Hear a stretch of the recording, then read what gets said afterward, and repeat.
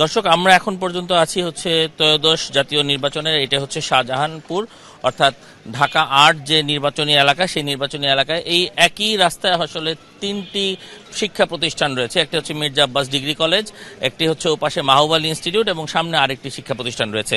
আমরা যেই শিক্ষা প্রতিষ্ঠানটির সামনে এখন দাঁড়িয়ে আছি, সেই শিক্ষা প্রতিষ্ঠানটি আপাতত দরজা বন্ধ। আমরা ভিতরে গিয়ে দুটো কাগজের অংশ পেয়েছি, একটা পেয়েছি হচ্ছে যে কেন্দ্র ৩ এবং আরেকটা পেয়েছি কেন্দ্র ১, এবং এই দুটো কেন্দ্রতে দেখা যায় হচ্ছে যে ধানের শীষ এবং যে শাপলাকলি, এই দুটোর পার্থক্য সেগুলো আমাদেরকে জানানো হয়েছে।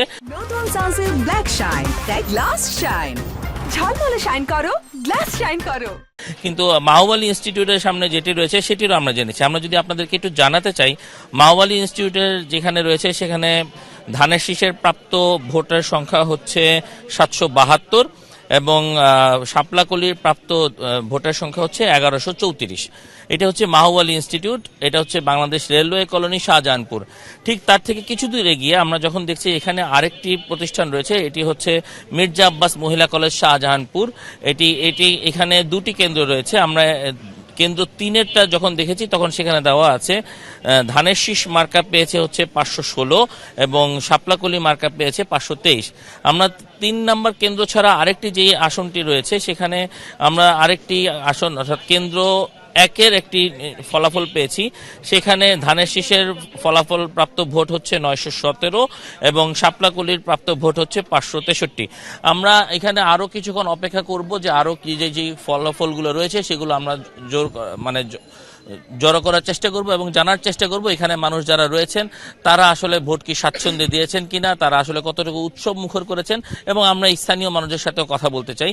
যদিও এখানে বিভিন্ন জায়গায় কিছু মানুষ আসলে জড়ো হয়েছেন, হয়তোবা সেটি ভোটের আনন্দে জড়ো হয়েছেন বা সবশেষ যে ভোটের যে ফলাফল সেই উৎসবটিকে পালন করার জন্য জড়ো হয়েছেন, আমরা কোনো আশঙ্কা করছি না।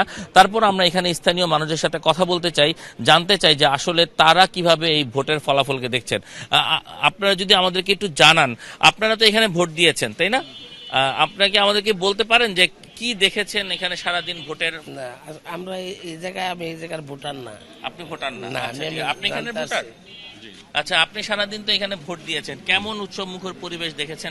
খুব ভালো ভালো হয়েছে। সবাই কি ভালোভাবে সবাই ভালোভাবে দিয়েছে, সবাই সুষ্ঠুভাবে দিয়েছে। কোন ধরনের কোনো কিছু আশঙ্কা করেছিলেন কিনা যে কোনো সংঘর্ষ হতে পারে বা কোনো সংঘর্ষের আশঙ্কা করাও হয়নি, কোনো সংঘর্ষ হয় না, সুষ্ঠুভাবে নির্বাচন। আইন শৃঙ্খলা বাহিনী সব? হ্যাঁ, আইন শৃঙ্খলা মানে সব সময়তেই আছে, এখনো আছে। দেখুন, এখনো রাত আছে, এখনো আইন শৃঙ্খলা প্রশাসনরা এখনো যায়নি, এখনো কেন্দ্রের সামনে দাঁড়ায় আছে। দর্শক, আমরা এখানে আইন শৃঙ্খলা রক্ষার দায়িত্বে যারা আছেন আমরা যদি তাদের সাথে একটু কথা বলতে চাই, তাদের কাছেও একটু আমরা শুনবো যে এখানে তারা আসলে কোনো কিছু পাচ্ছেন কিনা। আমরা একটু আপনাদের সাথে কথা বলতে চাচ্ছিলাম, যদি আমাদেরকে একটু সময় দিতেন। আচ্ছা, তারা আমাদের সাথে কথা বলতে চাচ্ছেন না, আমরা অন্য যারা আছেন তাদের সাথে একটু কথা বলতে চাই। আপনারা তো এখানে সারাদিন ছিলেন না? ভ্রাম্যমান কে সারাদিন ছিল যারা আমাদেরকে একটু বলতে পারবে সারাদিন? হ্যাঁ, আপনি একটু বলেন।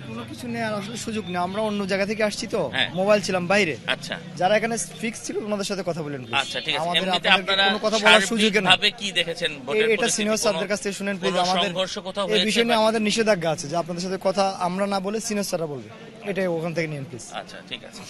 দর্শক, আপনারা শুনছিলেন যে আমরা যে এলাকাটি রয়েছি সেখানে আসলে আইন শৃঙ্খলা রক্ষাকারী বাহিনী যারা আছে তারাও আমাদেরকে বলেছিলেন যে এখানে যারা আছেন তারা কিভাবে কথা বলতে চান, এবং এছাড়াও এখানে যে ফলাফলগুলো রয়েছে সেগুলো এখনো সম্পূর্ণ সব জায়গায় প্রকাশিত হয়নি। হয়তোবা সবগুলো প্রকাশিত হলে তারপরে আমরা জানতে পারবো যে সম্পূর্ণ ফলাফলটি কি হয়েছে।